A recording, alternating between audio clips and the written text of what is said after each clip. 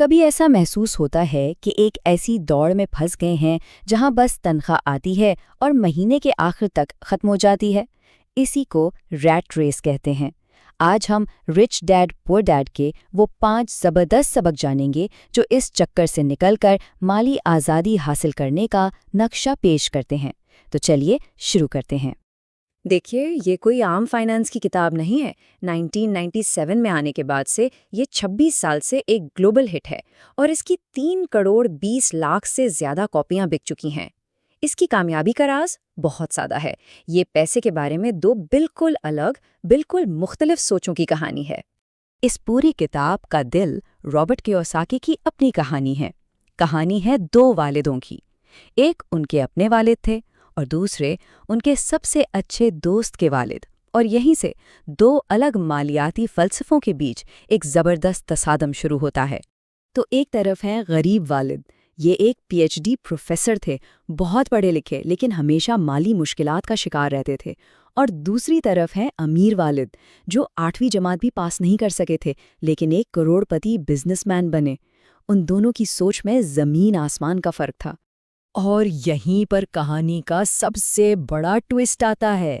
Robert نے سیکھنے کے لیے کسے چنا؟ اپنے پی ایچ ڈی والد کو نہیں، بلکہ اسکول چھوڑنے والے امیر والد کو۔ اور یہ وہ فیصلہ تھا جس نے ان کی پوری زندگی کا رخ ہی بدل دیا۔ تو وہ اصل مسئلہ کیا ہے جس سے یہ کتاب ہمیں نکالنا چاہتی ہے؟ اسے کہتے ہیں چوہا دوڑ کا جال۔ یہ ایک ایسا سسٹم ہے جس میں لوگ بہت محنت کرتے ہیں، بہت کام کرتے ہیں، لیکن مالی طور پر وہیں کے وہیں رہتے ہیں۔ یہ چکر 2 بہت طاقتور جذبات پر چلتا ہے۔ پہلا ہے کنگال ہونے کا ڈر، جو ہمیں صبح اٹھا کر نوکری پر بھیجتا ہے، اور دوسرا ہے لالچ، جو تنخواہ ملتے ہی اسے نئی چیزوں پر خرچ کروا دیتا ہے۔ ڈر اور لالچ کا یہی نہ ختم ہونے والا سائیکل اصل میں ریٹ ریس ہے۔ اچھا، یہ جال کام کیسے کرتا ہے؟ بہت آسان ہے۔ نوکری سے تنخواہ آتی ہے جو سیدھا گھر، گاڑی اور دوسرے اخراجات میں چلی جاتی ہے۔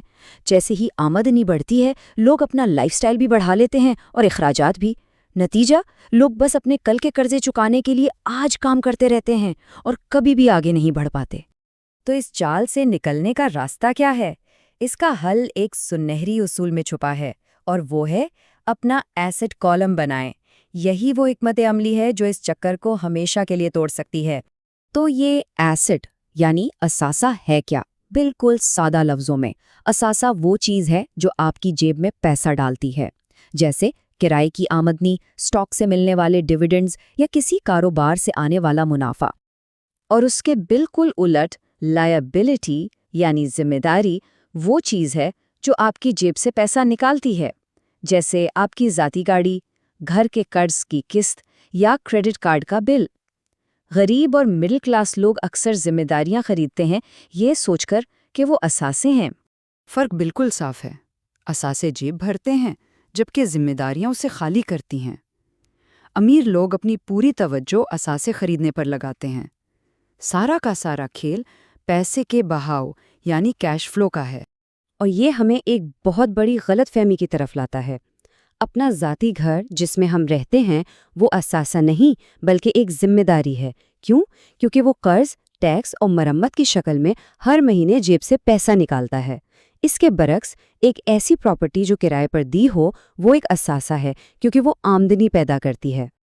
تو اصل بات یہ ہے کہ ہمیں مالی خواندگی یعنی فائنینشل لٹریسی کی ضرورت ہے۔ اسکول ہمیں پیسے کے لیے کام کرنا تو سکھاتے ہیں، لیکن یہ کبھی نہیں سکھاتے کہ پیسہ ہمارے لیے کیسے کام کرتا ہے۔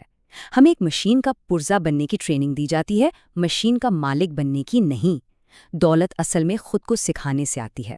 یہ فرق بالکل واضح ہے ایک بچت کرنے والے اور ایک سرمایہ کار کے بیچ میں۔ بچت کرنے والے کا پیسہ مہنگائی کی وجہ سے اپنی قیمت کھوتا رہتا ہے، جبکہ سرمایہ کار کا پیسہ نہ صرف محفوظ رہتا ہے بلکہ وقت کے ساتھ بڑھتا بھی ہے۔ یاد رکھیں، صرف نوکری سے کوئی امیر نہیں بنتا، اپنی کمائی کو سرمایہ کاری میں لگانے سے بنتا ہے۔ چوتھا سبق ہے اپنے کام سے کام رکھیں۔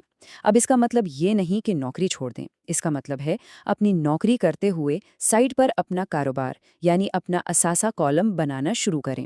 نوکری آپ کے خرچے پورے کرتی ہے لیکن آپ کا کاروبار آپ کو دولت مند بناتا ہے۔ اس آئیڈیا کو سمجھنے کے لیے میکڈونلڈس کے بانی رے کروک کا یہ کال بہترین ہے۔ یہ ہمیں سکھاتا ہے کہ اصل کاروبار پردے کے پیچھے کیا ہوتا ہے۔ یہاں اصل بات سمجھنے کی یہ ہے، میکڈونلڈس کی پروڈکٹ برگر بیچنا ہے، لیکن ان کا اصل کاروبار ریئل اسٹیٹ کا مالک ہونا ہے۔ وہ برگر صرف اس لیے بیچتے ہیں تاکہ ان کی قیمتی جائیداد کا کرایہ نکلتا رہے۔ اصل توجہ بنیادی اثاثے پر ہونی چاہیے، نہ کہ صرف نوکری یا پروڈکٹ پر۔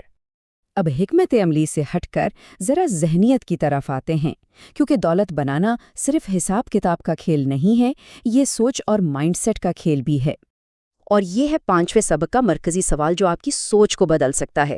بجائے یہ کہنے کے کہ میں یہ نہیں خرید سکتا، خود سے یہ پوچھیں کہ میں اسے کیسے خرید سکتا ہوں۔ ذرا سوچئے، میں یہ نہیں خرید سکتا ایک سٹیٹمنٹ ہے، یہ دماغ کو بند کر دیتا ہے، بات ختم۔ لیکن میں اسے کیسے خرید سکتا ہوں، یہ ایک سوال ہے، یہ دماغ کو کھولتا ہے، اسے سوچنے پر، نئے آئیڈیاز لانے پر اور حل تلاش کرنے پر مجبور کرتا ہے۔ صورتحال ایک ہی ہے لیکن سوچ بالکل مختلف۔ غریب والد کہتے ہیں میرے بچے ہیں اس لیے میں امیر نہیں بن سکتا، یہ ایک بہانہ ہے۔ امیر والد کہتے ہیں میرے بچے ہیں اس لیے مجھے امیر بننا ہی پڑے گا، یہ ایک مقصد ہے۔ ایک ہی چیز ایک کے لیے رکاوٹ بن جاتی ہے اور دوسرے کے لیے آگے بڑھنے کی وجہ۔ تو ان تمام اسباق کو ملا کر ایک ایکشن پلان کیا بنتا ہے؟ یہ ہے وہ منتقلی کی حکمت عملی جو آپ کو چوہا دوڑ سے نکال کر سیدھا مالی آزادی کی طرف لے جا سکتی ہے۔ تو سب سے اہم نکتہ یہ ہے، اپنی نوکری فوراً مت چھوڑیں، اپنی تنخواہ کو اثاثے بنانے کے لیے استعمال کریں اور چوہا دوڑ سے صرف اور صرف تب باہر نکلیں جب آپ کے اثاثوں سے آنے والی آمدنی آپ کے مہینے کے کل خرچوں سے زیادہ ہو جائے۔ اسی کو ٹیپنگ پوائنٹ کہتے ہیں۔ آخر میں دولت کے ان 5 ستونوں کو یاد رکھیں۔ پہلا، پیسے کے لیے کام نہ کریں بلکہ پیسے کو اپنے لیے کام پر لگائیں۔ دوسرا، اثاثوں اور ذمہ داریوں کا فرق جانیں۔ تیسرا، مالی طور پر خود کو تعلیم دیں۔ چوتھا، اپنی نوکری کے ساتھ اپنا کاروبار بنائیں۔ اور پانچواں، ہمیشہ یہ سوال پوچھیں کہ یہ کیسے ممکن ہے۔ اب سوال یہ ہے کہ مالی آزادی کے سفر میں پہلا قدم کون سا اٹھایا جائے گا؟